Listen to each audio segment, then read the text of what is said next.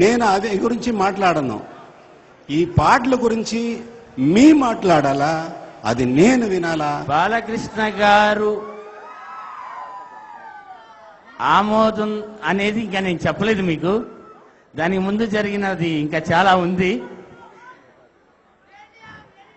ఇందుట్లో ఏ విషయం చెప్పుకున్నా చాలా విచిత్రంగానే ఉంటుంది. ఎందుకంటే ఇది యాక్చువల్గా నేను మీ అందరికీ ఫిజికల్గా కనపడుతున్నాను, భౌతికంగా. బట్ సమ్ ఫోర్స్, ఆ ఫోర్స్ ఏంటో నాకు అవగాహన రావట్లేదు ఈ రోజుకి, టిల్ నౌ. ఎక్కడ నేను సినీ నిర్మాతను కాదు. ఈ సినిమా తీయటానికి సంకల్పం నేను రామసాయి మందిరం అని ఒక మందిరం కట్టినప్పుడు ఆ విగ్రహ ప్రతిష్టా కార్యక్రమానికి ఆయన చేస్తే బాగుంటుందని అనుకున్న టైంలో వచ్చిన ఐడియా ఇది. ఆ కోరిక వెలబుచ్చటం, బాలకృష్ణ గారి వెంటనే ప్రోత్సహించటం. సీత గారి విషయంలో వచ్చేటప్పటికి నయనతార అయితే బాగుంటుంది అని ఫస్ట్ సజెస్ట్ చేసి నా మనసులో కూడా కోరిక తెలుసుకోవడానికి ప్రయత్నం చేసిన బాలకృష్ణ గారు 100% అండి నా మనసులో ఉంది, చెబితే బాగుంటుందో లేదో అని ఆగానండి అన్న. ఒకప్పుడు లవకుశ అనే చిత్రం ఆ రోజుల్లో ఎన్టీ రామారావు గారు అలాగే అంజలీదేవి గారు నటించి ఒక చరిత్ర సృష్టించిన చిత్రాన్ని మళ్లీ తీయాలంటే చాలా మందికి ఎవ్వరికీ ధైర్యం చాలలా. మళ్లీ ఇన్నేళ్ల తర్వాత చిత్ర నిర్మాత సాయిబాబు గారు బాపు రమణల ఆశీస్సులతో బాలయ్య బాబు గారి సహకారంతో ఈ చిత్రాన్ని నిర్మించడానికి ధైర్యం వహించారు. అద్భుతంగా తయారైంది చిత్రం.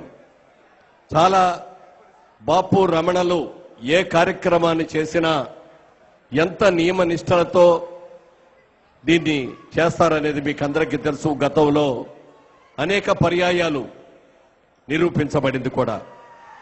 అదేవిధంగా ఈ రోజున ఈ చిత్రం కూడా మళ్లీ ఆ రోజున ఎన్టీ రామారావు గారు రాముడి పాత్రలో ఎలా నటించారో మళ్లీ ఆయన వారసుడుగా బాలయ్య బాబు రాముడుగా మళ్లీ అందరి అద్భుతమైన ప్రాణప్రతిష్ఠ చేశారు అనే దానికి సందేహం లేదు.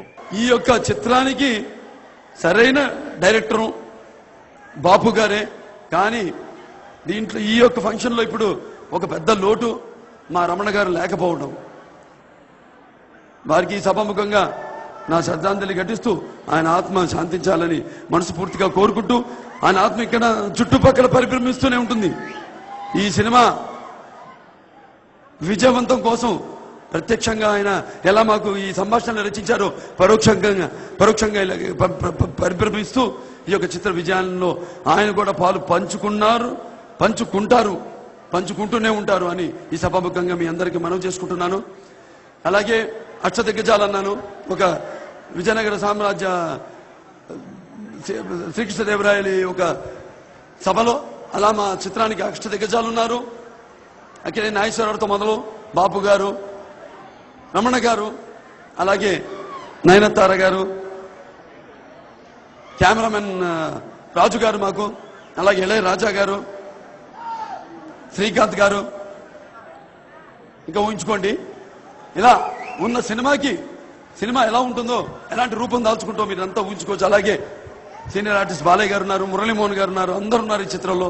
ఎంతో అద్భుతంగా ముత్యాలు ఏటువాలుగా రాలుతుంటే చూడడానికి ఎంత ముచ్చటగా ఉంటాయో అలాగా సినిమాలో వాళ్ళ నటీనటుల దగ్గర నుంచి అంత ముచ్చటగా వాళ్ళ యొక్క అభినయాన్ని తీసుకుని దర్శక కౌశల్యం బాపు గారికి ఉంది. ఆయన చిత్రాల గురించి నేను చెప్పక్కర్లేదు. ప్రతి తెలుగు వాడు ఆయన చిత్రానికి ఫ్యాను. అది బొమ్మ కావచ్చు, లేకపోతే సినిమా కావచ్చు. సో ఇలా ఉండగా ఈ చిత్రం తప్పకుండా ఘన విజయం సాధిస్తుందని